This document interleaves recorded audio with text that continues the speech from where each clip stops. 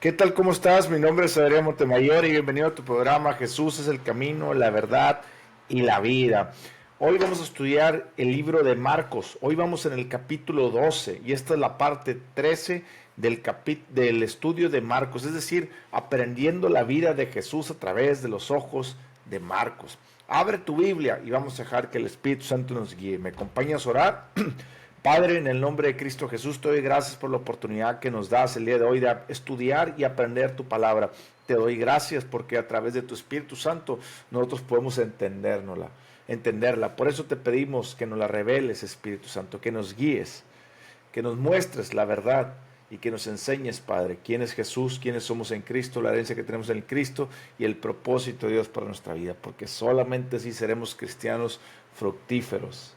Te doy gracias en el nombre de Jesús. Amén. Ve por tu Biblia, ábrela en Marcos capítulo 12 y vamos a empezar.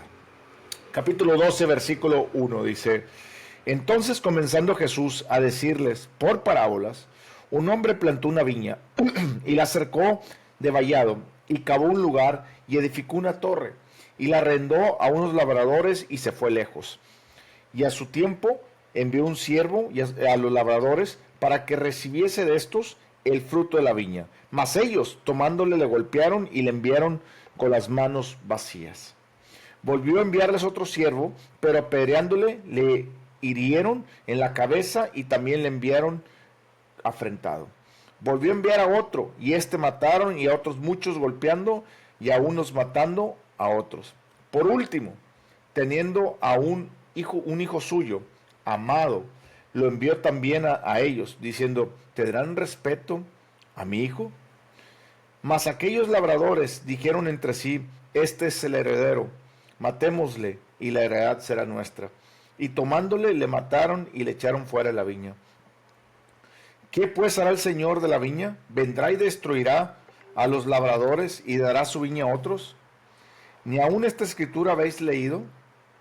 La piedra que se echaron los edificadores ha venido a ser cabeza del ángulo. El Señor ha hecho esto, y esto es cosa maravillosa a nuestros ojos. Y procuraban prenderle porque entendían que decía contra ellos aquella parábola, pero temían a la multitud y dejándolo se fueron. Vamos a recordar que el capítulo 12 va pegado al capítulo 11. Es decir, en el capítulo 11 vemos que Jesús maldice una higuera por no dar frutos. Esto nos hace referencia a que los judíos no estaban dando el fruto que Dios quería, que Dios pretendía que ellos dieran. Es decir, Jesucristo, cuando vino al mundo, le rechazó a los fariseos, a los líderes políticos judíos y a los sacerdotes, a los del Sanedrín. Les dijo: ustedes son sepulcros emblanquecidos. Por fuera se ven muy bonitos, pero por dentro están llenos de pecado y de huesos y de muerte. Es decir, ustedes no cumplen la palabra de Dios. Ustedes se ven muy santos, pero por dentro están cargados de pecados y llevan a muchos más cargados de pecados. Acuérdate que eso es lo que le está diciendo ahí. Después les habló de la purificación del templo. Les dijo: ustedes están haciendo un negocio en el templo no se hace negocio. Acuérdate que ya lo expliqué esto en el capítulo anterior, así es que puede ver la parte número 12, ahí donde expliqué que había un negocio redondo que hacían estos hombres, estos líderes hacían un negocio y ganaban mucho dinero. Entonces por ello tenían envidia de Jesús, porque le estaba diciendo que están haciendo negocio en la casa de su padre. ¿Okay? Después le preguntan acerca de la autoridad de Jesús, y Jesús les dice: si ustedes no saben acerca del bautizo de Juan, si vino de Dios o no vino de Dios, entonces yo tampoco les voy a responder con qué autoridad yo hago lo que hago. Y no porque Jesús no quiera responder, sino porque ellos mismos no querían reconocer a Jesús. Y Jesús les está diciendo: si ustedes me reconocen, yo les enseño quién soy, pero si ustedes no me quieren reconocer. ¿Ok? Bueno, en el capítulo 12 empieza una parábola que Jesús le está hablando a los mismos fariseos, a los mismos escribas, a los mismos sacerdotes, y es decir, a todas esas personas que no creían en Jesús, no porque incrédulos en el sentido de que todavía no habían escuchado a Jesús o porque estaban ahí en duda, sino que estas personas eran las personas que no querían creer en Jesús por la dureza de su corazón, porque querían hacer todo lo malo que estaban haciendo y ellos decían que ellos eran su propia ley. Es decir, si quitamos a Jesús del camino, ya no tendremos esa voz que nos está hablando y nosotros seguiremos adorando a Dios como nosotros creemos que así es. Bueno, y Jesús les dice, bueno, había un señor que tenía una viña. Esto se refiere a Dios Padre. La viña se refiere, perdón, al pueblo de Israel, a los judíos, ¿ok? Entonces, cuando dice que envió el padre de la viña a unos trabajadores a ver los frutos de su viña, estos eran los profetas, todos los profetas del Antiguo Testamento que vemos. Dice que algunos los corretearon, algunos los apedrearon, algunos los mataron. Tú puedes ver a través de la Biblia que, por ejemplo, hay muchos profetas que mataron, como el caso de Isaías, que lo cortaron, lo pusieron a la mitad y con un serrucho lo partieron a la mitad completamente, ¿ok? ¿Por qué hicieron esto los judíos? Porque los profetas venían y les hablaban y les decían, cambien, arrepiéntanse, porque Dios va a traer juicio sobre esta nación. Y si ustedes nos cambian, Dios va a destruir esta nación. Dios va a traer castigo sobre esta nación y van a ser cautivos y se los van a llevar cautivos una nación. ¿Ok? Perdón. Entonces, el pueblo de Israel y todos los líderes políticos y religiosos, es decir, los sacerdotes de aquel tiempo, los escribas y los fariseos, para ya no escuchar más la voz de los profetas, porque les traía como que decían ellos, pues cómo Dios nos va a hacer mal, ya no queremos escuchar eso, que nos arrepentamos de nuestros pecados, porque te recuerdo que el pueblo de Israel era un pueblo idólatra que todavía adoraba al dios Baal y adoraba a la diosa Acera, ¿ok? Bueno, entonces los profetas venían y les hablaban y les decían, dejen ese pecado, dejen esos pecados. Y estos no querían dejarlo. Incluso todavía tenían relaciones sexuales, hacían tipo fiestas de relaciones sexuales los líderes políticos y los sacerdotes de aquella época. Y Dios estaba en contra de todo eso.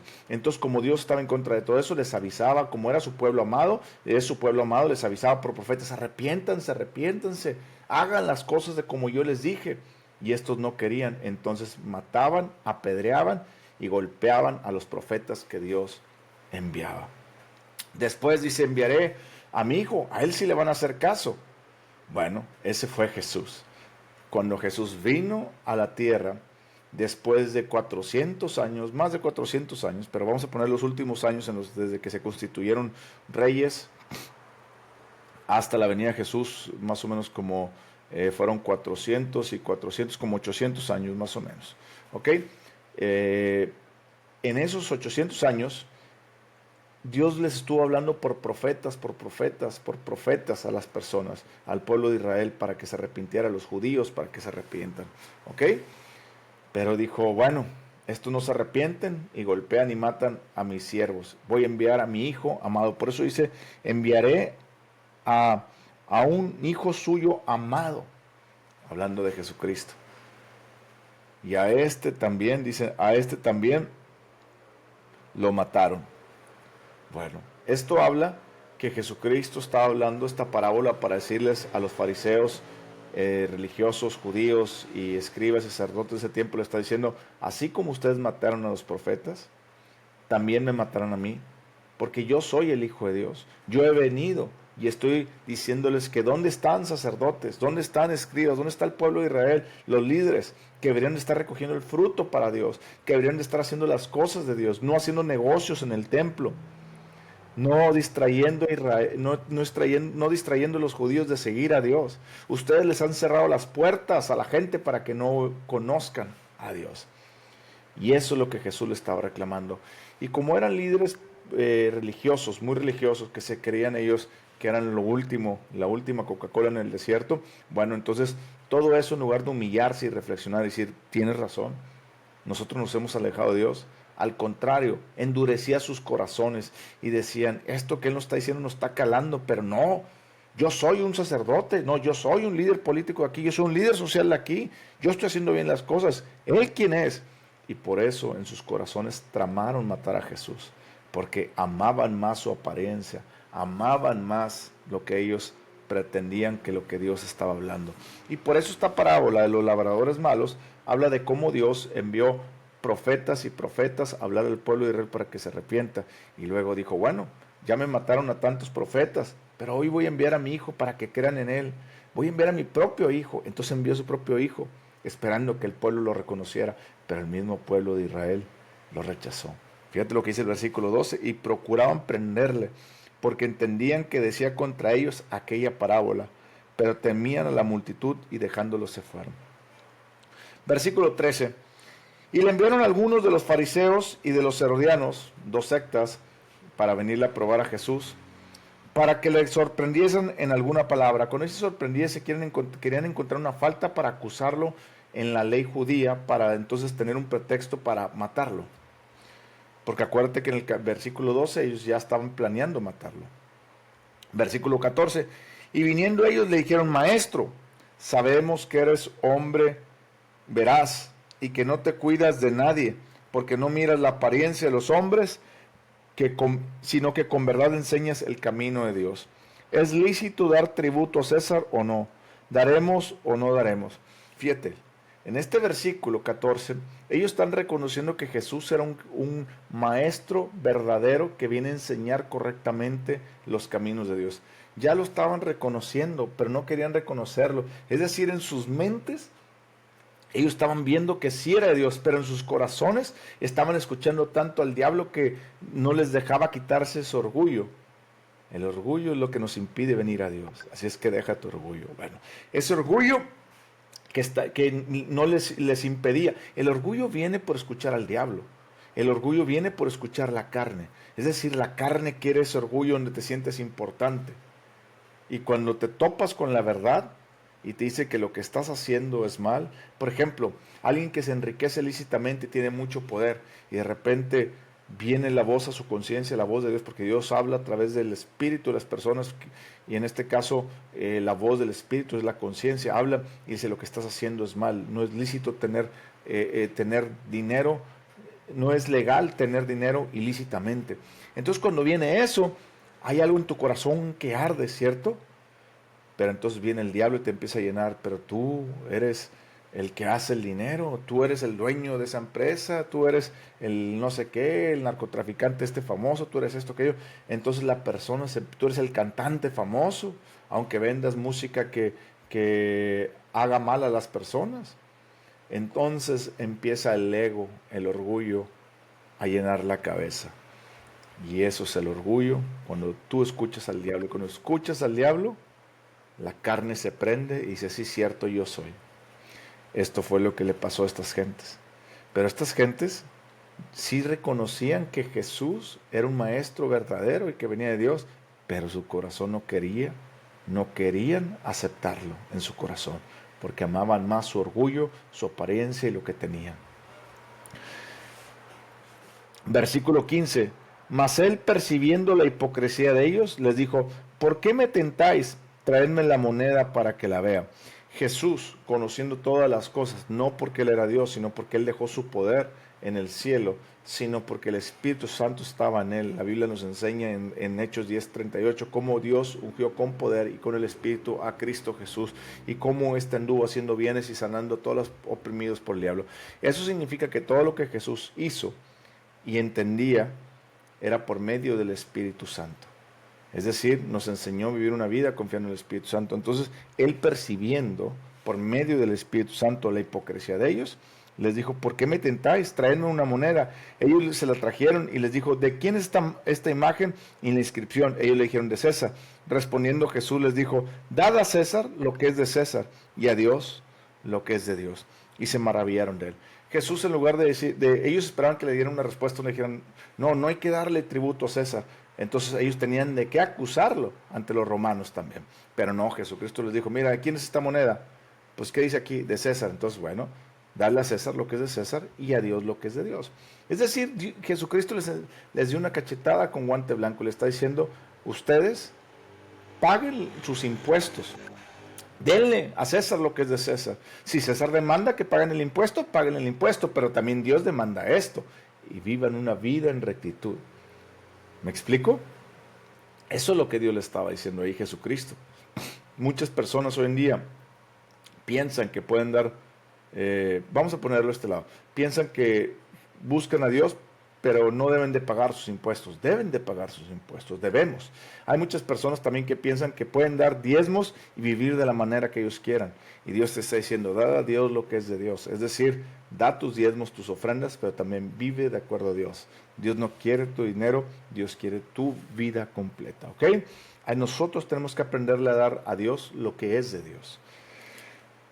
La pregunta es sobre la resurrección. Entonces vinieron a él los saduceos que dicen que no hay resurrección y le preguntaron diciendo, bueno, los saduceos eran una secta que había junto con los fariseos que creían muy similar, pero los saduceos creían que no había resurrección y los fariseos sí creían en la resurrección. Maestro, Moisés nos escribió que si el hermano de alguno muriere y dejare esposa, pero no dejare hijos, que su hermano se case con ella y levante descendencia a su hermano.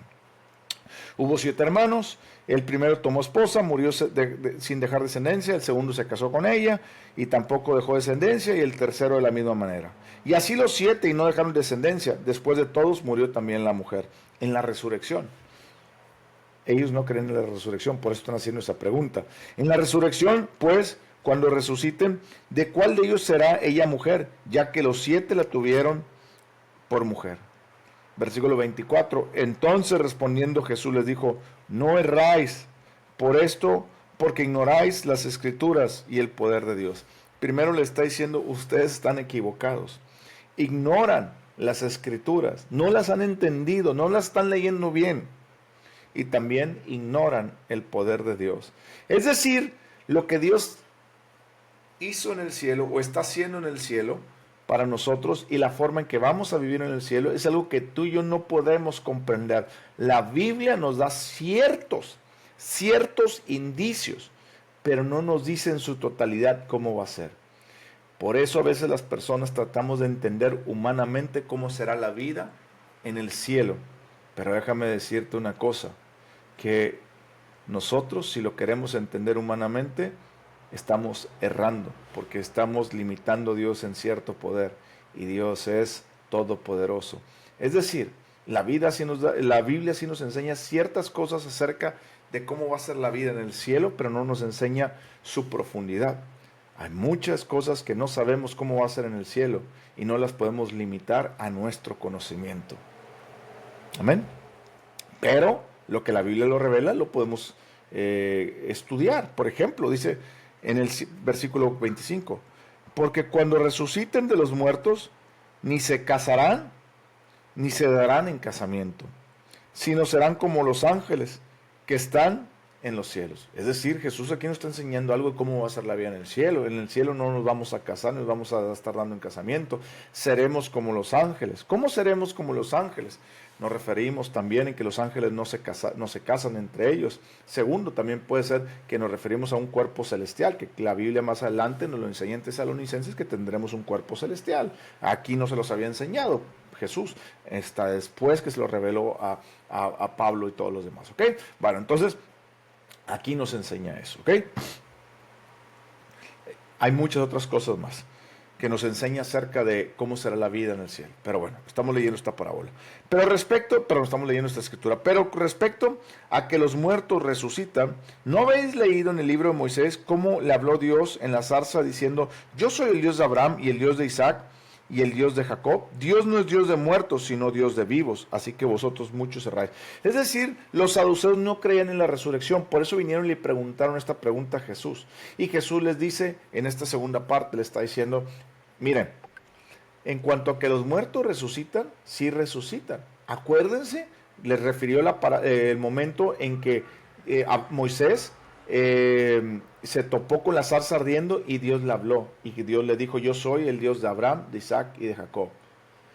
Y Jesucristo le está diciendo, si Dios les dijo, yo soy tiempo presente el Dios de Abraham, de Isaac y de Jacob, quiere decir que Abraham, Isaac y Jacob, aunque ya habían muerto hace tiempo, habían pasado más o menos como 400 años desde la muerte desde que vivieron ellos, más de 400 años desde que vivió Abraham, Isaac y Jacob, hasta que Dios se le apareció a Moisés en la zarza, habían pasado como 400 años, un poco más, bueno, 400 y algo más, ok, en ese tiempo,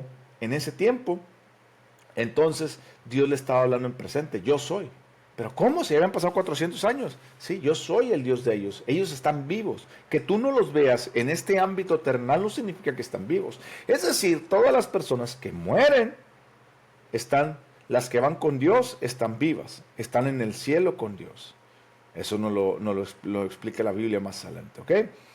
Pero las personas que mueren, esas van a un lugar antes de ir al infierno, ¿ok? Al Hades. Ahí están las personas. Están esperando el momento en que venga el juicio de Dios, para que cuando venga el juicio de Dios, toda la multitud se presente, tanto los que están con Cristo como los que no están en Cristo. Los que estamos en Cristo no vamos a ser juzgados, nos dice pasen al gozo del Señor, y los que no están en Cristo, murieron sin Cristo, van a van a ir al infierno juntamente con el diablo. ¿Ok? No porque Dios los mandó al infierno, sino porque las personas decidieron vivir una vida sin Dios y sin Cristo aquí en la tierra. ¿Ok? Bueno, entonces Jesucristo les dijo, ¿no oyeron cómo Dios le dijo a Moisés, yo soy el Dios de Abraham, Isaac y Jacob? O sea, está vivo Abraham, está vivo Isaac y está vivo Jacob, a pesar de que habían pasado más de 400 años. Por eso Jesucristo le está aclarando que sí hay resurrección de muertos. Hay muchas personas que no creen en la resurrección de muertos, piensan que se mueren y se acaba la vida. No, señores, la vida no se acaba ahí. Es decir, pensamos que la vida se acaba ahí, pero no. Aquí en esta tierra estamos de pasos y hay una vida. Hay que definir, nosotros tenemos que tomar una decisión dónde queremos pasar la eternidad, con Dios o sin Dios. Con Dios tenemos que aceptar a Cristo Jesús como nuestro único Señor y Salvador. Sin Dios tenemos que seguir viviendo la vida pecaminosa que vamos alejados de Dios, que no te lo recomiendo, porque es la muerte total y separación de Dios. Y el infierno no es como te dicen aquí en la tierra que es, pero el cielo si es como la Biblia dice que es. Versículo 28. Y podemos ver también, en la Biblia Jesucristo habló mucho acerca del infierno. Puedes ver muchas cosas de cómo es el infierno, que siempre van a estar atormentadas las personas, que nunca va a haber descanso, que siempre va a haber esa sensación de que me estoy ardiendo por dentro, me estoy quemando, no. ¿Ok? Versículo 28. Acercándose uno de los escribas, que los había oído disputar y sabía que le había respondido bien, le preguntó cuál es el primer mandamiento de todos. Es decir, se acercó un escriba que en su corazón quería conocer a Dios. Como este escriba dijo, ¿sabes qué? Yo no soy como los fariseos esos, ni soy como los escribas esos, ni como los sacerdotes esos, ni como los saduceos. Yo soy un escriba, pero estoy conociendo que Jesús es verdaderamente el Hijo de Dios y yo quiero hacer bien las cosas. Entonces se acerca este escriba y le dice, maestro, ¿cuál es el primer y gran mandamiento de todos? Porque él quería agradar a Dios, él quería conocer más de Dios. Ya supe que Jesús está hablando de Dios y sé que él viene de Dios, entonces enséñame más. Y le dijo, ¿cuál es el gran mandamiento de todos? Y Jesús le dijo, el primer mandamiento de todos es, oye Israel, el Señor nuestro Dios, el Señor uno es.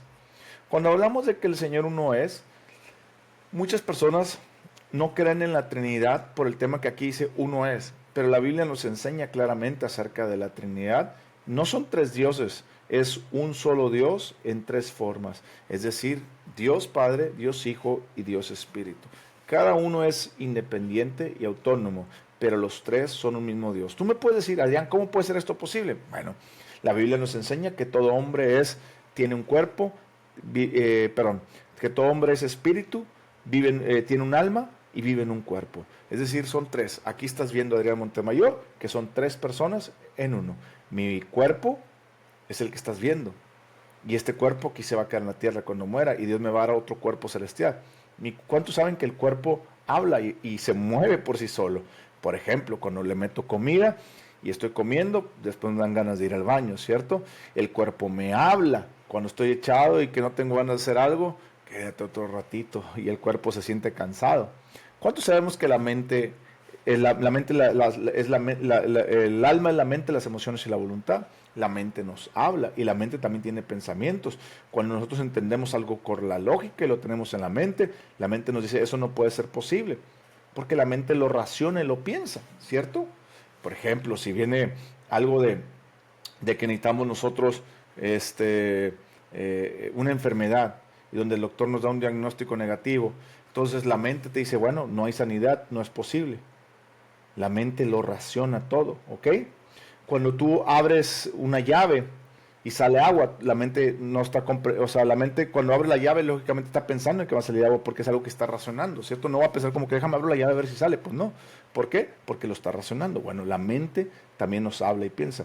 Nuestro espíritu, que es lo que somos y es lo que nos conecta con Dios, cuando Dios habla a nuestro espíritu, leemos la palabra de Dios, también nos habla. Por ejemplo, viene una enfermedad en nuestras vidas, el doctor dice que no hay cura, la mente dice, bueno, ya lo razoné, pues no hay cura, pero el Espíritu te dice, cree mi palabra y vivirás y sabrás que por las llagas de Jesús fuiste sano. Entonces tú empiezas a tener esa fe para ser sano. ¿Qué quiere decir eso?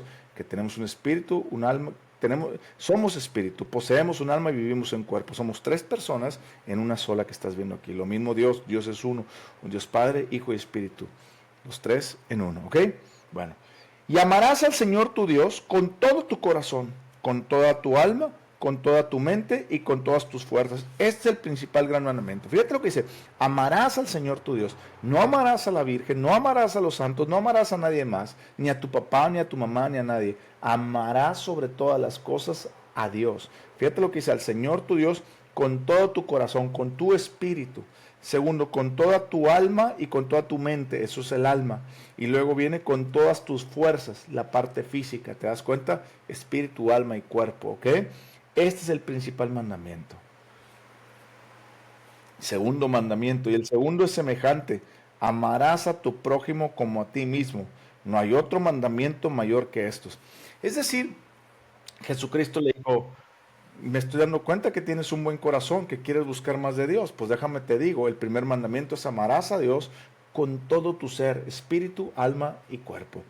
La Biblia nos enseña que en Juan capítulo 4, versículo 23 y 24, que se acerca la mujer samaritana y que le dice, pues ¿cómo debemos adorarte? ¿Cómo debemos adorar a Dios? Y Jesucristo le dijo, los verdaderos adoradores adorarán al Padre en espíritu y en verdad. Es decir, cuando tú naces de nuevo y aceptas a Cristo Jesús, tú adoras a Dios porque estás viviendo una vida nueva. Ahora dice en espíritu, eso es en espíritu, en verdad, practicando la palabra de Dios. ¿Ok? Más adelante luego explico ese tema. Después dice con toda tu mente. Es decir, yo tengo que aprender a amar a Dios con mi alma, que son mi mente, mis emociones y mi voluntad. Yo tengo que meter la palabra de Dios a mi mente para después bajarla a mi corazón. Yo tengo que meter la palabra de Dios para comprenderla y empezar a vivir una vida que Dios demanda. Yo tengo que meter la palabra de Dios a mi mente para cambiar la forma de pensar que he adquirido del mundo en tanto tiempo y cambiarla por la palabra de Dios. Es decir, tenemos un vaso con agua, vamos a suponer, tenemos un vaso con tierra. ¿Qué pasa si le echo poquita agua? Pues se va a volver un poquito lodoso. ¿Qué pasa si le pongo más agua? Se va por tierra, agua con tierra. ¿Qué pasa si le conecto una manguera? Pues de repente en un minuto va a sacar toda la tierra y ya no va a quedar nada de tierra, va a quedar pura agua. Bueno, eso es lo mismo, la palabra de Dios, pues tenemos que amar a Dios con toda nuestra alma.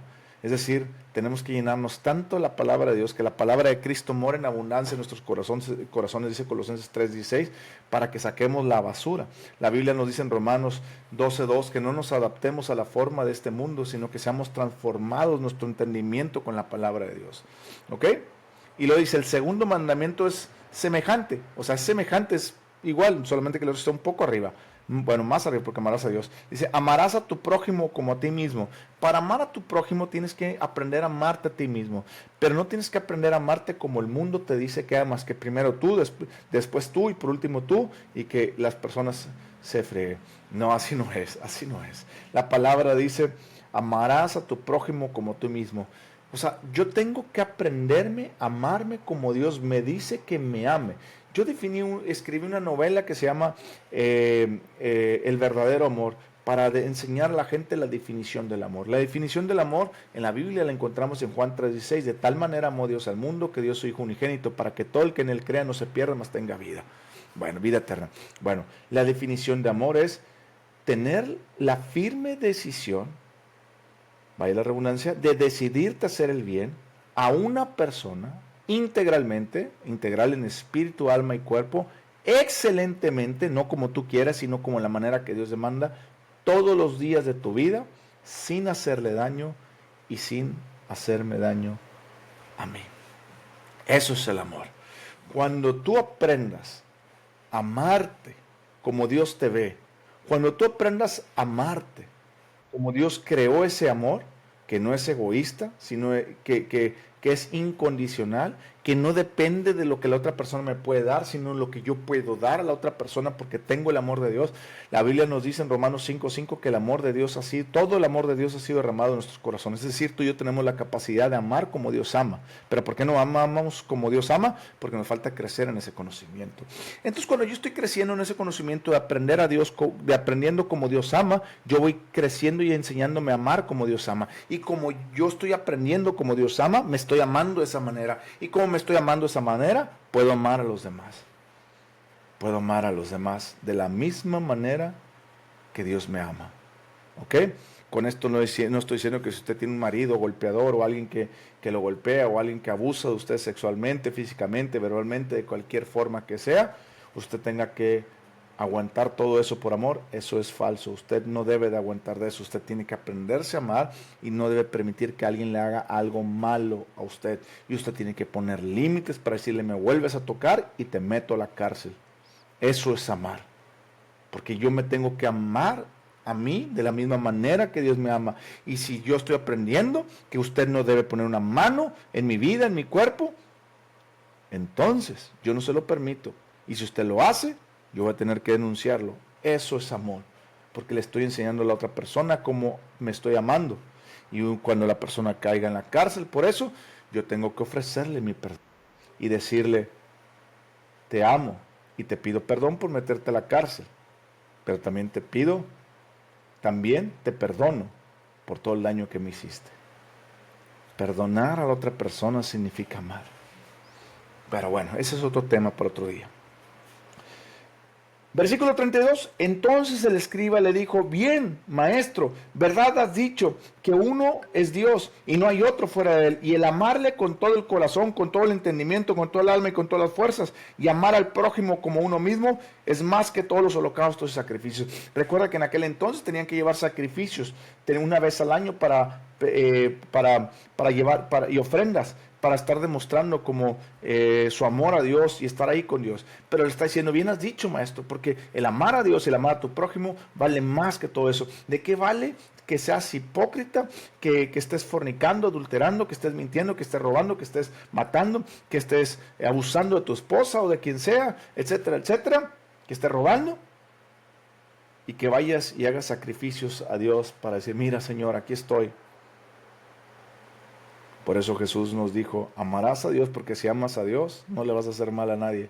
Amarás a tu prójimo como a ti mismo. Si yo aprendo a amarme como Dios me ama, entonces yo no le haré daño a mi prójimo, porque no quiero el daño para mí. Jesús entonces, viendo, y dijo: eso es lo que vale la pena. Jesús entonces, viendo que había respondido sabiamente, le dijo: no estás lejos del reino de Dios. Y ya ninguno osaba preguntarle. ¿Te das cuenta que Jesús sabía que este escriba que vino a él vino con un corazón sincero? En cambio, los otros que vinieron y le preguntaron en el versículo 13, los herodianos que querían sorprenderle en algo, les dijo: ay, ¿por qué me quieren tentar? ¿Te das cuenta? Jesús sabe cuando tú te acercas a él con un corazón dispuesto a escuchar y cuando no. Por eso muchas personas, he entendido que muchas personas, cuando quieren acercarse a mí para comprender la Biblia, Dios me dice: explícale, porque su corazón está abierto. Pero hay personas que vienen conmigo para contender acerca de la Biblia, y Dios me dice: déjalas en paz. ¿Por qué? Porque no quieren conocer la Biblia, ellos quieren contender. Versículo 35. Enseñando Jesús en el templo, decía: ¿cómo dicen los escribas que el Cristo es hijo de David? Porque el mismo David dijo por el Espíritu Santo: dijo el Señor a mi Señor: siéntate a mi diestra hasta que ponga a tus enemigos por estrado a mis pies. David mismo le llamaba Señor, y como pues es su hijo, y gran multitud del pueblo le oía de buena gana. Es decir, Jesucristo aquí le está diciendo: miren, la Biblia sí enseña una promesa que dice que el Cristo iba a venir de la descendencia de David, pero no significa que sea hijo de David, sino que el Cristo es hijo de Dios. Por eso dice en el versículo 36, que es un salmo, que es el Salmo 110, versículo 1, el Señor dijo mi Señor. Si tú ves ese salmo, vienen las dos S con S mayúscula de el Señor dijo mi Señor. Es decir, mi Dios dijo a Jesucristo: siéntate a mi diestra, ¿ok? La Biblia nos enseña que David lo dijo por el Espíritu Santo. Eso nos quiere decir que los salmos que David dijo y todos los salmos fueron inspirados por el Espíritu Santo también. Toda la palabra de Dios es inspirada por el Espíritu Santo. Simplemente aquí nos está reforzando que los salmos son inspirados por el Espíritu Santo, ¿ok? Como lo dijo después Pablo a Timoteo, toda palabra es inspirada por Dios, por el Espíritu Santo, ¿ok? Entonces después Jesucristo le dijo, ¿cómo David le llama Señor a su Señor? ¿Cómo va a ser su hijo? Jesucristo le está diciendo, yo iba a venir, vine por medio de la carne por David, pero no soy hijo de David, soy hijo de Dios. En la carne soy hijo de la descendencia de David, pero eso no es lo importante es que soy un hijo de Dios, con el cumplimiento de la promesa que a través de David nunca faltaría un rey en su trono. Jesús acusa a los fariseos, versículo 38, y les decía en su doctrina, guardaos de los escribas que gustan de andar con largas ropas, llaman las salutaciones en las plazas, y las primeras sillas en las sinagogas, y los primeros asientos en las cenas, y que devoran las casas de las viudas por pretextos, hacen largas oraciones. Estos recibirán mayor condenación. Aquí Jesucristo le está hablando lo mismo que venía hablando en el capítulo 13 y en el capítulo, 11 y 12, que habla de los labradores malos, de que la higuera seca, de que estos quieren matarlo. Le está diciendo, guárdense de esos escribas que solamente aparentan mucha bondad y aparentan santo, pero en el versículo 40 nos da una referencia que van a casa de las viudas y dicen que vamos a hacer esto para honrar la muerte del que murió, y abusaban sexualmente de las viudas y les quitaban también su dinero. ¿Te das cuenta?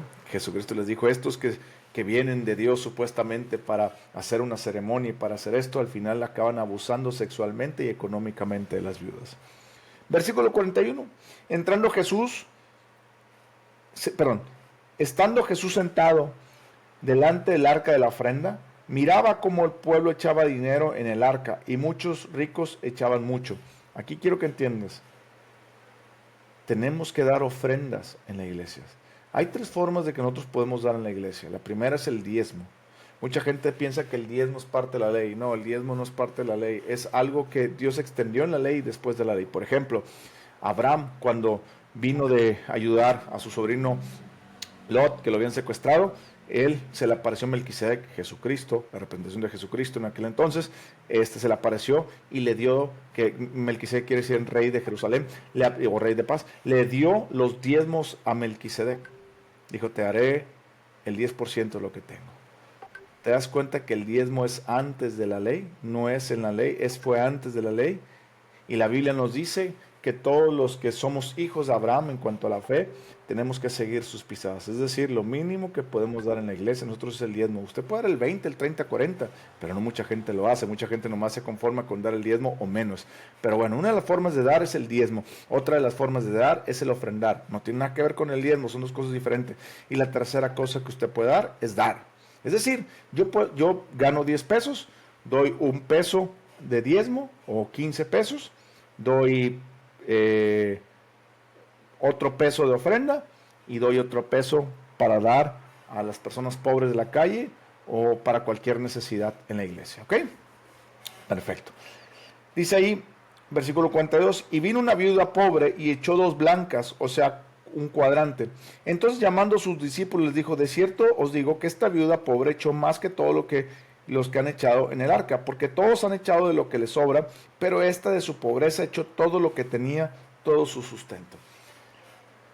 Esto es bien bonito, porque Dios nos reta a dar más para tener confianza en Él. Más bien, Dios no nos reta a dar más, Dios nos reta a tener confianza en Él. Es decir, le está diciendo, vio que venían muchos ricos y daban mucho dinero, pero daban de lo que les sobra. No sé, por ejemplo, tengo 100 millones de pesos y doy 100,000 pesos. Pues, ¿qué es eso? 100,000 pesos contra 100 millones de pesos. Nada, ¿cierto? Bueno, estos ricos venían y lo hacían así. Entonces, su confianza no dependía de Dios, porque al final de cuentas tengo 99,900 millones, 99,900 millones, 99,900,000 pesos en mi cuenta. Entonces, pues, nah.